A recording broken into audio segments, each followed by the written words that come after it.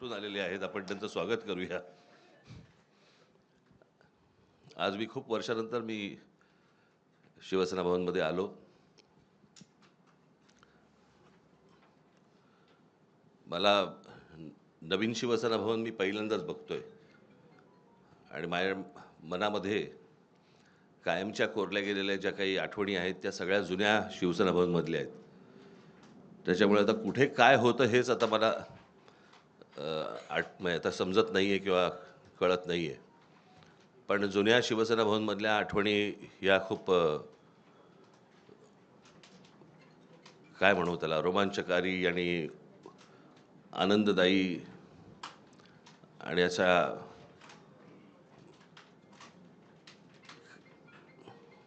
त्या आठवणींना म्हणजे मी तुमच्यावर जर बसलो मी तर इतक्या गोष्टी मला तुम्हाला सांगता येतील पूर्वीपासूनच्या. म्हणजे त्या 77 साली मला असं वाटतं शिवसेना भवन झालं आणि 77 सालीच त्यावेळेला ती जनता पक्षाचं सरकार आलं होतं आणि मग इथून तिकडे ती सभा ह्यांची आटपल्यानंतर इथे शिवसेना भवनवरती दगडफेक झाली होती. त्यावेळेला काय काय झालं तेव्हापासूनच्या त्या सगळ्या जुन्या आठवणी आहेत. पण आता मी त्या आठवणीमध्ये रमत नाही. आज इथे शिवशक्तीचा आज शिवसेना, महाराष्ट्र नवनिर्माण सेना आणि राष्ट्रवादी काँग्रेस यांचा मिळून एक संयुक्त जाहीरनामा इथे प्रकाशित आज तुमच्यासमोर करत आहोत. मला असं वाटतं आदित्य ठाकरे आणि अमित ठाकरे यांनी त्या दिवशी या जाहीरनाम्यामध्ये वचननाम्यामध्ये या काय गोष्टी आहेत हे मला असं वाटतं आपल्यासमोर त्या दिवशी सांगितलेल्या आहेतच.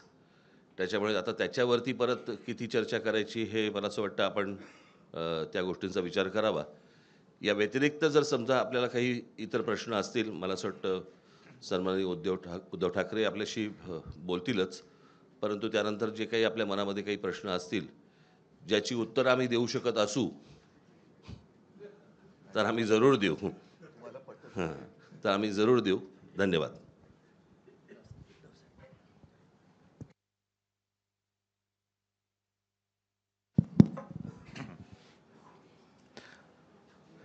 नेहमीच शिवसेना भवनमध्ये प्रवेश करताना आपल्यापैकी बरेच जण खाली उभे असतात आणि त्यांना काही ना काहीतरी मला विचारायचं असतं. पण आज गाडीतून पाऊल बाहेर टाकल्यानंतर ते आत्तापर्यंत 20 वर्षानंतर राज शिवसेना भवनमध्ये येत आहेत. दोन भाऊ एकत्र येत आहेत. आपल्याला काय वाटतं, कसं पाहता आपण याच्याकडे? म्हटलं अरे येऊ तर दे मग पाहतो ना. साहजिकच आहे, आनंद आहे. एक संपूर्ण महाराष्ट्रामध्ये नवं चैतन्य सळसळतं आहे आणि आज आपल्या सर्वांसमोर शिवशक्तीचा वचननामा आम्ही जनतेच्या चरणी सादर करतो आहोत. या शिवशक्तीमध्ये शिवसेना आहे, महाराष्ट्र नवनिर्माण सेना आहे, शरद पवार साहेबांचा पक्ष जो त्यांचाच ओरिजिनल आहे, राष्ट्रवादी आहे, त्यांच्याकडनं विद्याताई आलेल्या आहेत आणि त्यांचेसुद्धा प्रतिनिधी. म्हणजे असं नका विचारू की राष्ट्रवादीकडनं कोण आलेले आहे की नाही, आलेले आहेत. आणि हा वचननामा आपल्या माध्यमातून जनतेच्या चरणी सादर केलेला आहे. बोलण्यासारखं बरंच काही आहे. आपल्या प्रश्नातनं जसं राज म्हणाले तसं आम्ही उत्तर देऊच. पण एकूणच जी काही आता झुंडशाही, याला लोकशाही म्हणता येणार नाही. आपल्या देशातली लोकशाही संपून झुंडशाही सुरू झाले असंच आता वातावरण आहे. म्हणजे आम्ही त्यांची मतचोरी पकडली. मतचोरी पकडल्यानंतर तो लाईट जरा बंद कर. मतचोरी पकडल्यानंतर त्यांनी आता उमेदवारांची पळवापळवी सुरू केली. साम दाम दंड भेद, म्हणजे एवढे निगरगट्टा आणि कोडगे राज्यकर्ते यापूर्वी महाराष्ट्राला तरी लाभलेले नव्हते. कल्याण डोंबिवली असो, ठाणे असो, बिनविरोध निवडणूक करून घेण्याची ही जी काय प्रक्रिया ते राबवत आहेत, हा लोकशाहीचा आणि जनतेचा अपमान आहे. काल परवापासून राहुल नार्वेकर, मी मुद्दामून नावानिशी बोलतो कारण विधानसभा अध्यक्ष हे विधानसभेत असतात, त्यांचा अधिकार हा सभागृहात असतो. सभागृहाच्या बाहेर ते राहुल नार्वेकर आहेत आणि तिथले आमदार आहेत. एक आमदार आपल्या अधिकाराचा दुरुपयोग करून दुसऱ्या म्हणजे जनतेवरती दमदाटी करतोय. त्यांचं संरक्षण काढून घेण्याचा आदेश स्वतः संरक्षणात राहून करतोय. माझं तर मत आहे हा विषय गांभीर्याने निवडणूक आयोगाने घ्यायला पाहिजे आणि तत्काळ अध्यक्षांना निलंबित केलं पाहिजे.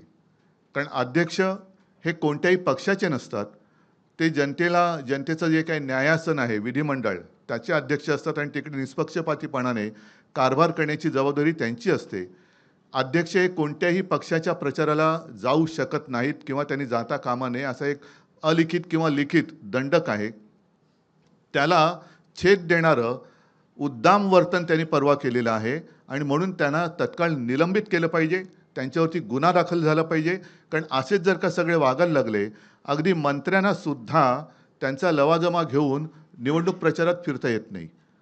हे ऑन द स्पॉट म्हणजे हे काय तो जो काय नायक पिक्चरमधला अनिल कपूर स्वतःला समजतात आणि यांचं आत्ताच्या आत्ता संरक्षण काढून घ्या. संरक्षण देण्याचा आणि काढण्याचा अधिकार हा विधानसभा अध्यक्षांना सभागृहामध्ये असतो. बाहेर तसं कोणाचंही संरक्षण काढण्याचा अधिकार हा त्यांना नसतो आणि नसायला पाहिजे. एकूण काय की निवडणुकीमध्ये दमदाटी करून जिथे जिथे बिनविरोध निवडणुका झाल्यात, हे मला असं वाटतं निवडणूक आयोगाचं थोडंसं नाटक आहे की त्यांचा निकाल त्यांनी राखून ठेवलेला आहे. शेवटी ते त्यांच्याच वळचणीला जाणार आणि ते जाहीर करणार. पण तिथल्या मतदारांना मतदानापासून त्यांनी वंचित ठेवलेलं आहे. जे मतदार ज्यांना आपण जेनझी म्हणतो, पहिलं प्रथम मतदान करणार आहेत किंवा होते, त्यांचा मतदानाचा अधिकार तुम्ही नाकारलेला आहात आणि तिथल्या वॉर्डाची प्रक्रिया ही रद्द करून पुनर्प्रक्रिया करून जसं आता मध्ये नगर परिषदांचं झालं ना, निवडणुका परत घेतल्या, तसं परत तिथल्या वॉर्डाच्या निवडणुका निकाल नुसते थांबवून ठेवू नका. तर तिथली निवडणूक प्रक्रिया रद्द ठरवून तिथे पुनर्निवडणुका घेतल्या गेल्या पाहिजेत. तर तुम्ही लोकशाहीचे रक्षक आहात. नाहीतर तुम्ही म्हणजे निवडणूक आयुक्तांना म्हणतोय की तुम्ही सत्ताधाऱ्यांचे गुलाम आहात. हा जनतेमध्ये एक समज तुमच्याबद्दल होईल, तो होऊ देऊ नका. बाकी प्रश्न आहेत, त्या प्रश्नाबद्दल तुम्ही प्रश्न विचारा, आम्ही उत्तर देऊ. बोलण्यासारखं खूप आहे. जसं जमेल तुमच्या प्रश्नाच्या निमित्ताने आम्ही बोलत जाऊ. पण ह्या गोष्टी मात्र ठळकपणाने अधोरेखित करण्यासारख्या आहेत. परत एकदा सांगतो, राहुल नार्वेकर यांना विधानसभा अध्यक्षपदावरून निलंबित केलं गेलं पाहिजे. त्यांच्यावरती गुन्हा दाखल झाला पाहिजे आणि जिथे जिथे बिनविरोध निवडणुका ह्या करून घेतल्या गेलेल्या आहेत तिकडे निवडणूक प्रक्रिया ही नव्याने राबवली गेली पाहिजे.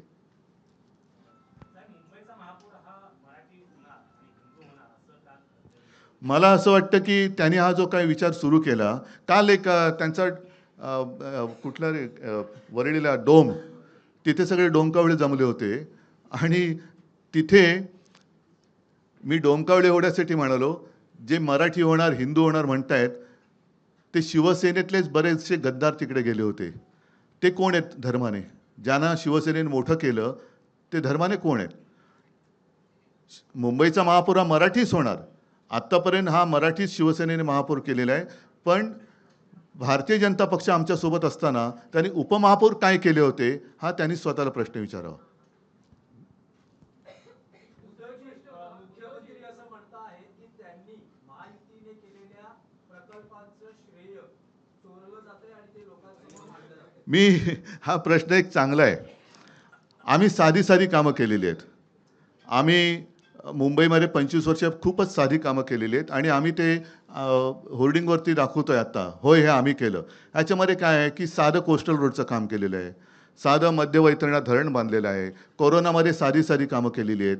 त्यांनी आमच्या छोट्या कामांचं श्रेय घेण्यापेक्षा त्यांनी जी काही कामं केलेत, म्हणजे मोदीजींनी कैलास पर्वत बांधलेला आहे, स्वर्गातून गंगा त्यांनी आणलेली आहे, अरबी समुद्र इंडियानी केलेला आहे, ही कामं त्यांची मागे पडत आहेत.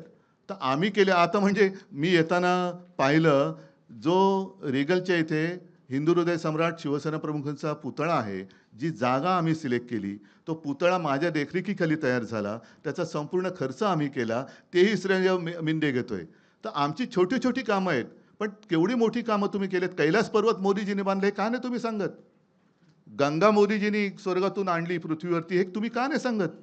अरबी समुद्र देवेंद्र फडणवीस आणि मिंद्यांनी केलं. ज्या अरबी समुद्रात शिवस्मारकाचं जलपूजन मोदीजींनी केलं होतं, ते पाण्यातलं शिवस्मारक काढणार कधी बाहेर?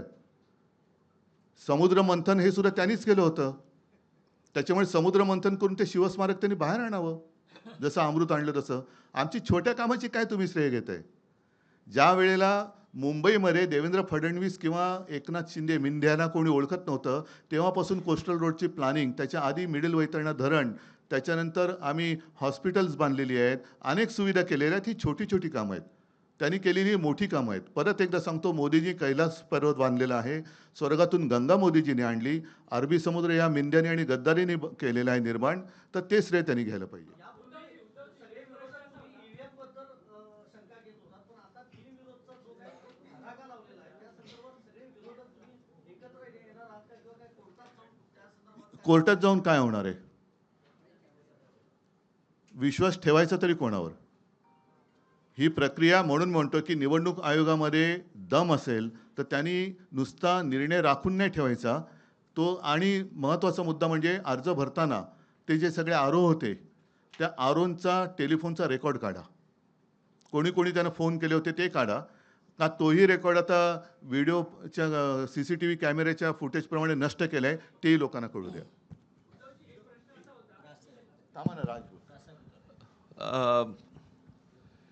एका गोष्टीची मला असं वाटतं मी आठवण करून देणं खूप गरजेचं आहे, आणि की अशा प्रकारच्या बिनविरोध या स्थानिक स्वराज्य संस्थांच्या निवडणुकांमध्ये बिनविरोध असं पश्चिम बंगालमध्ये झालं होतं. त्या गोष्टींबद्दल कोर्टामध्ये, म्हणजे सुप्रीम कोर्टामध्ये भारतीय जनता पक्ष गेला होता. कळलं का?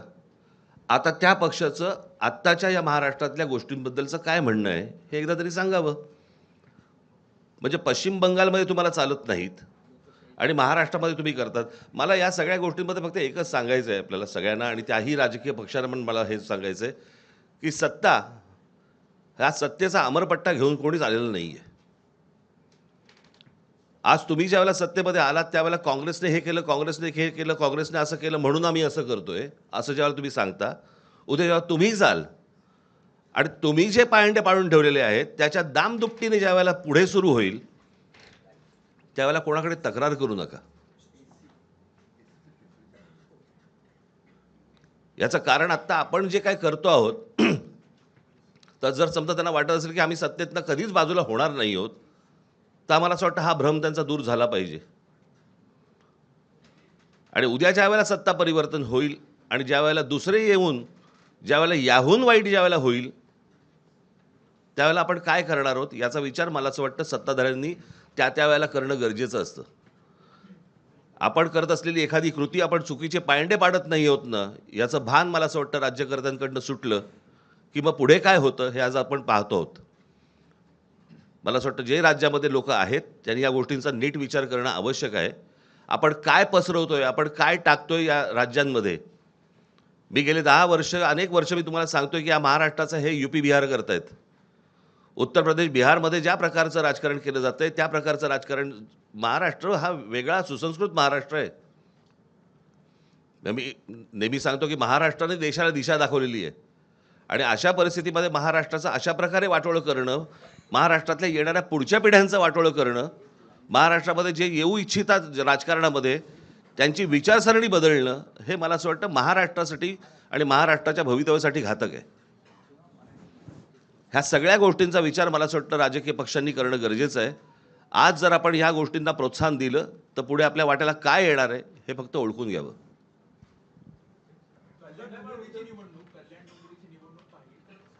नाही, एकच सेकंद जरा मध्ये मी थोडंसं काल मुख्यमंत्री बोलले, कारण मुंबई महापालिका ही एकमेव महापालिका होती असं आता म्हणावं लागतं की जिच्या मुदत ठेवी 92,000 कोटीपर्यंत आम्ही नेऊन दाखवल्या होत्या.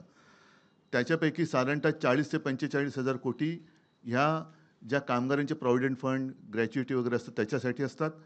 उरलेल्या ज्या आहेत त्या लाँग टर्म आणि मोठे जे प्रोजेक्ट असतात त्याच्यासाठी असतात. आणि त्याच पैशातून मुंबईसाठी कोस्टल रोड हा आपण बांधून करून दाखवलेला आहे, टोलमुक्त. यांचे गल्लीबोळं केली तरी यांचे हे टोल लावतात. नितीन गडकरींचा मुंबई गोवा रस्ता अजून होतोय, 200 वर्ष त्याला खड्डे पडणार नाही, पण 200 वर्षात तो होणार की नाही अजून माहिती नाही आहे. पण त्यांनी जे काल उद्गार काढले मुख्यमंत्र्यांनी, हे खरं अशोभनीय आहेत. ठेवी या काही चाटायला नसतात. मला त्यांना सांगायचं, तुमचं अगदी 100% बरोबर आहे. ठेवी ह्या चाटायला नसतात, पण त्याचप्रमाणे त्या कॉन्ट्रॅक्टरचे बूट चाटून त्यांना वाटायला नसतात. त्यांनी पूर्णपणे संपूर्ण विल्हेवाट लावण्याचं ठरवलेलं आहे. साधारणतः एक जमा खर्च याचं एक तारतम्य ठेवून ताळमेळ घातला जातो आणि जो खर्च केला जातो, आपल्याकडे सर्व जे काही सोर्सेस आहेत त्यातनं पैसा किती जमा होणार आहे, पुढच्या काही वर्षात किती येणार आहे आणि त्यानुसार प्रोजेक्ट हे आखले जातात, ठरवले जातात. आज जर माझ्या माहितीप्रमाणे 15,000 कोटी हे साधारणतः खर्चासाठी बजेट महापालिकेचं आहे. त्याच्यासमोर साधारणतः 3,00,000 कोटींचं देणं कॉन्ट्रॅक्टरना त्यांनी करून ठेवलेलं आहे. म्हणजे हा 3,00,000 कोटीचा घोटाळा या लोकांनी केलेला आहे. आणि जर मला मिळालेली माहिती चुकीची असेल तर आनंद आहे, पण 3,00,000 कोटी त्यांना देणीसाठी पैसे जे दिले ॲडव्हान्स मोबिलायझेशन, त्यातून किकबॅक घेऊन हा पैसे हे निवडणुकीला वापरतात. ही माझ्याकडे आलेली माहिती आहे. 3,00,000 कोटीचा घोटाळा या खोकासुराने केलेला आहे. मेरा सवाल आपसे है। कल मुख्यमंत्री जी ने कहा है कि आप लगातार कह रहे कि अगला मेयर जो है मराठी होगा, लेकिन मुख्यमंत्री लगातार कह रहे कि हिंदू होगा और वो मराठी होगा। तो आपको लग रहा है कि हिंदू और मराठी इन दो शब्दों के जरिए जो है एक डिवीजन क्रिएट करने का प्रयास किया जा रहा है? एक दूसरा, मी तुम्हाला अजून एक प्रश्न विचारतो. मला असं वाटतं की आपण थोडासा इतिहास माहिती नसेल तर सांगतो. पेशव्यांच्या काळामध्ये मला असं वाटतं 3 संस्थानं उभी राहिली. त्यातलं एक गुजरातचं मधलं गायकवाडांचं, शिंदेंचं म्हणजे सिंधिया ज्यांना म्हणतो आपण ते, आणि तिसरं होळकरांचं. बरोबर. जे साम्राज्य उभं राहिलं ते बडोद्याचं साम्राज्य उभं राहिलं, जे मराठेशाहीचं साम्राज्य आहे. बरोबर. मग त्या बडोद्यामध्ये सगळे मेयर गुजराती का होता तो?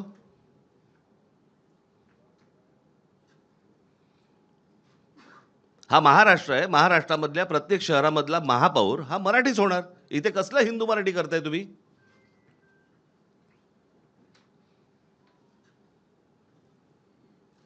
आणि मी त्या दिवशी म्हटलं नाही का तुम्हाला की आम्ही हिंदू आहोत, हिंदी नाही आहोत.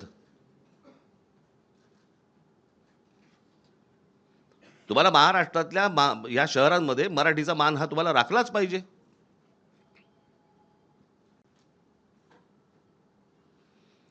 त्याच्यामुळे आमचा जो महापौर होईल तो मराठीच होणार. मुंबईचा महापौर मराठीच होणार. या प्रश्नाला एकच आहे. याचा अर्थ भाजप मराठी माणसाला हिंदू नाही का समजत?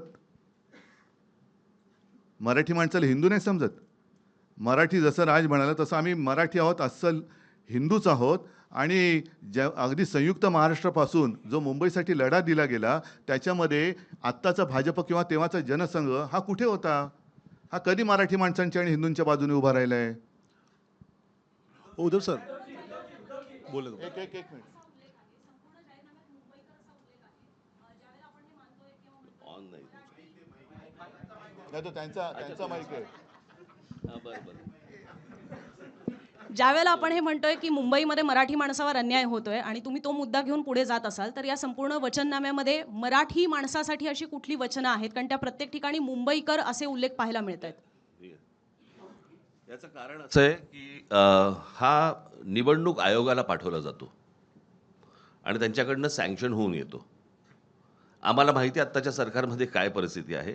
आम्हाला मुंबईकर म्हणजे मराठी माणूसच सांगायचं आहे, परंतु त्यांना जर समजा मराठी माणूस याच्यावरती जर रिजेक्ट झाला असता म्हणून आम्ही मुंबईकर टाकले. अजून काही? म्हणजे ही सगळी आश्वासनं मराठी माणसासाठी असतील असं मानायचं का? अर्थात. अहो, साधी एक गोष्ट सांगतो. आम्ही केलेल्या कामाची एक पुस्तिका आणि त्याच्याही बद्दल आदित्यने एक प्रेझेंटेशन दिलं होतं NAC तिकडेच. हे काल डोमकावळे जमलेलं त्याच डोममध्ये. आणि त्याच्यानंतर एक कोरोनाच्या काळात केलेल्या कामाची आम्ही पुस्तिका केली. ती पुस्तिका त्यांनी रिजेक्ट केली. आता ते तर मी काय थांबणार नाही. ते तर पुस्तक मी बेधडकपणाने वाटणार. निवडणूक आयोगाला जे काय शब्द आहे तो वापरा, करायचं ते करा. कारण ते काम आम्ही केलेलं आहे. त्या कामामध्ये जे सहभागी झाले सगळे मुंबईकर होते, सगळे महाराष्ट्राचे रहिवासी होते, आहेतच, नागरिक होते. आणि ते काम आम्ही केले. कारण निवडणूक आयोगाच्या परवानगीने आम्ही कोरोनाचं काम केलेलं नव्हतं. त्याच्यामुळे कोरोना काळामध्ये जिथे उत्तर प्रदेशमध्ये गंगेमध्ये प्रेतं वाहत होती, आता परत मग देवेंद्र फडणवीसांना विचारा ती प्रेतं कोणाची होती? हिंदूंची होती का मुसलमानांची होती? आणि त्या काळात आम्ही मुंबई मॉडेल हे जगभरामध्ये गाजलं. अगदी त्या WHO अध्यक्षांनी सुद्धा त्याचं तारीफ केलेली सुप्रीम कोर्टाने केली, न्यूयॉर्क टाइम्समध्ये आलं. हे काम आम्ही म्हणजे हे काय अभिमान नाही, पण एक समाधान आहे की त्यावेळेला आपण हे काम करू शकलो.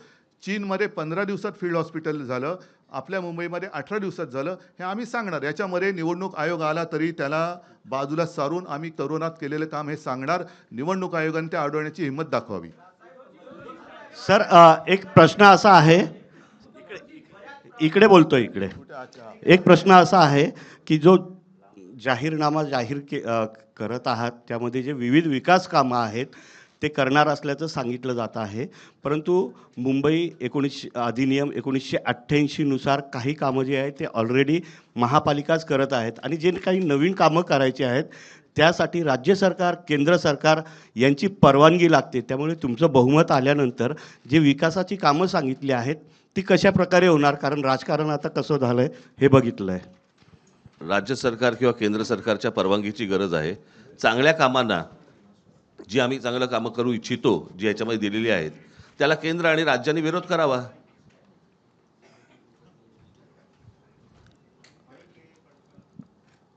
समजलं का की इकडे तिकडे बघत होतस तू? प्रश्न विचारता आणि इकडे तिकडे बघत बसता रे, स्वतःही ऐकत नाही. उद्धवजी एक हा? प्रश्न आहे.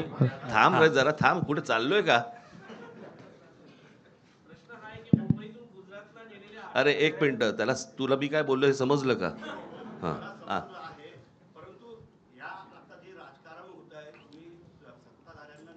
कोस्टल रोडचं डिझाईन परत ऐक ना, माझं तेच म्हणणं आहे, चांगल्या कामांना राज्य आणि केंद्र सरकारने नाकारत होत आहेत. पहिलं हे तुमच्यासमोरच येईल ना की आम्ही ह्या योजना करायचं म्हणतोय, ह्याच्यासाठी राज्याची किंवा केंद्राची परवानगी पाहिजे आणि हे नाही देत आहेत.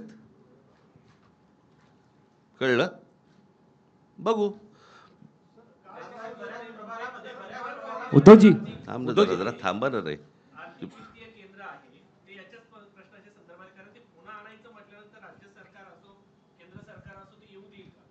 त्यांना आडउत्तर दे.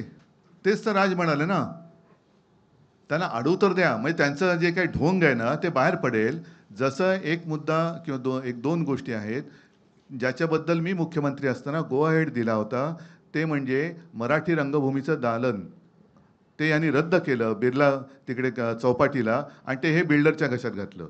वरळी दुग्ध डेअरी आहे, तिथल्या सगळ्या कामगारांचं नीट तिथेच पुनर्वसन करून तिथे आपण जागतिक दर्जाचं पर्यटन केंद्र करणार होतो. ते आता यांनी रद्द करून तेही बिल्डरच्या घशात घालत आहेत. देवनार डम्पिंग ग्राउंड हे बिल्डरच्या घशात घालत आहेत. कुर्ला मदर डेअरी अदानीच्या घशात घातलेली आहे. मुलुंडचा सगळे ती कांजूरचे मिठागरे आहेत ती अदानीच्या घशात घातलेली आहेत. म्हणजे यांचा महापूर होणार नाही, पण झाला तर मुंबईचं अदानीस्थान होईल, हे माझं स्पष्ट आणि ठाम मत आहे. उद्धव साहेब 2017 तुझा मराठी भाषा भवन सुद्धा यांनी अडवून ठेवले. एक मिनिट, तुझं विचारून झालं ना मगाशी, जरा बाकीच्यांना पण विचारू देत ना. नाही, एक नाही, थांब.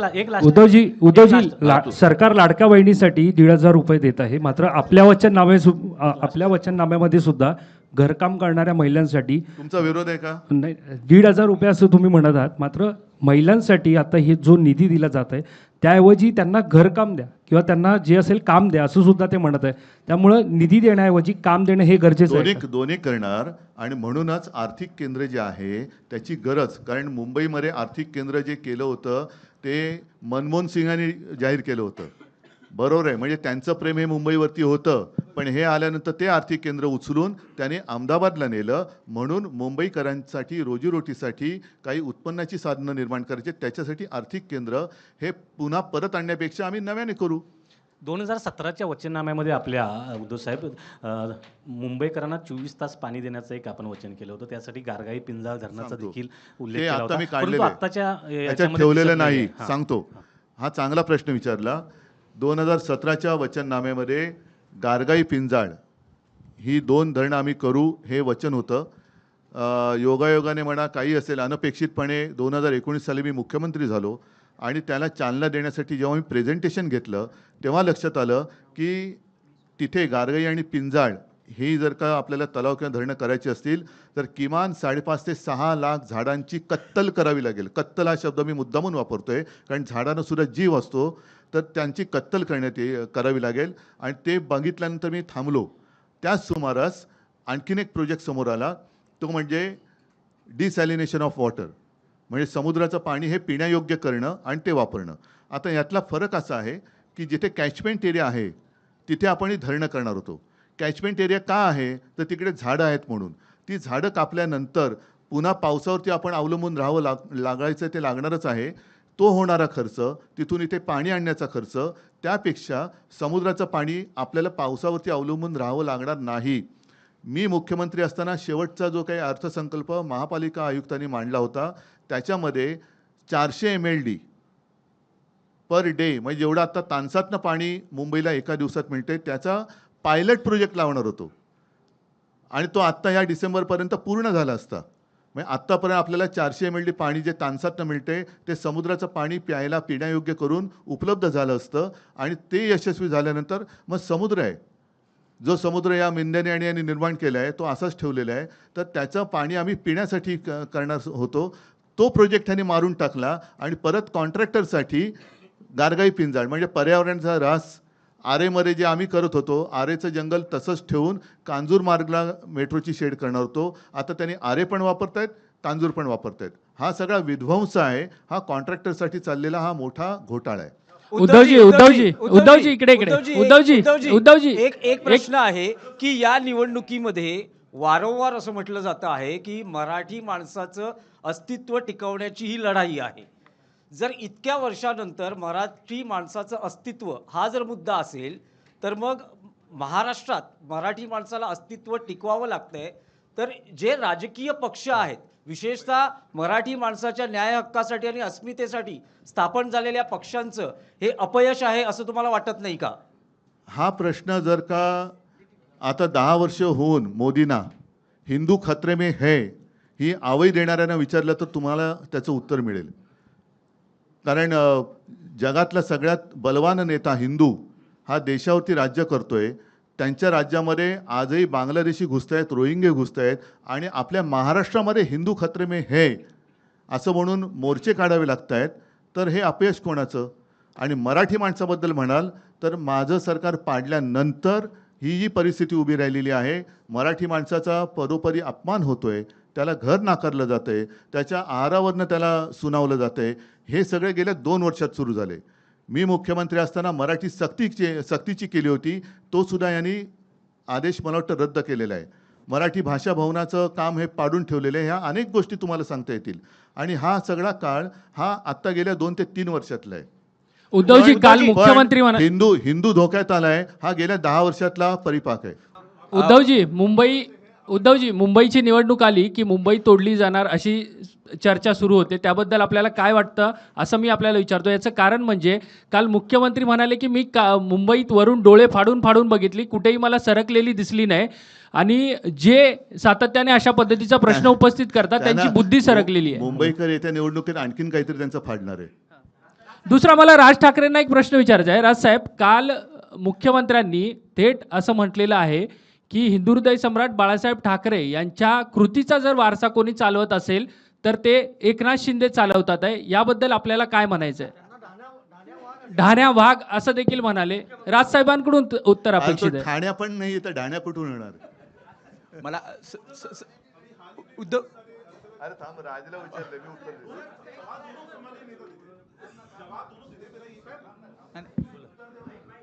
सर सवाल ये है कि कई सारे अभी हाल ही में आम्ही उत्तर द्यायची नाही, तुम्ही प्रश्न विचारत राहा. तुझं झाला तू विचार. काय झालं? हा बोल. धान्या वाघ जे म्हटलं मी हसलो नाही का?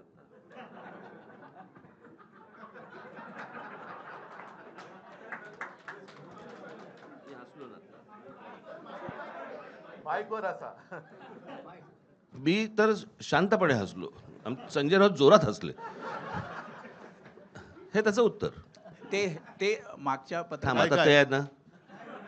ऐका, एकच विनंती आहे की या सगळ्या फालतू विषयाचा मुंबईकरांच्या जीवनाशी काहीही संबंध नाही. त्याच्यामुळे माझं म्हणणं की मुद्द्यावरती त्यांनी बोललं पाहिजे. आम्ही मुद्द्यावरती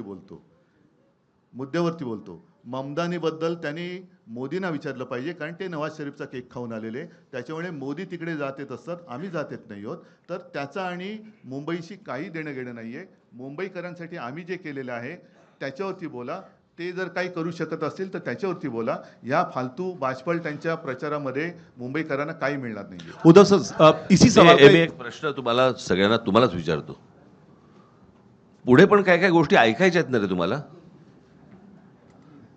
आज 4 काय 5 किती तारीख आहे आज? 4 तारीख आहे. अजून पुढे पण आहेत, पुढे सभा आहेत. सभांमधनं पण तुम्हाला अनेक गोष्टी ऐकायला मिळणार आहेत. एकाच पत्रकार परिषदेमध्ये सगळेच जर प्रश्न तुम्ही विचारायला लागलात, कशासाठी करताय ते? आज त्या वचननाम्याचं मला असं वाटतं आज जाहीर करणं होतं, तेवढ्यापुरता तो विषय ठेवा. बाकीच्या अनेक प्रश्नांची उत्तरं तुम्हाला मला असं वाटतं सभांमधनं मिळतील.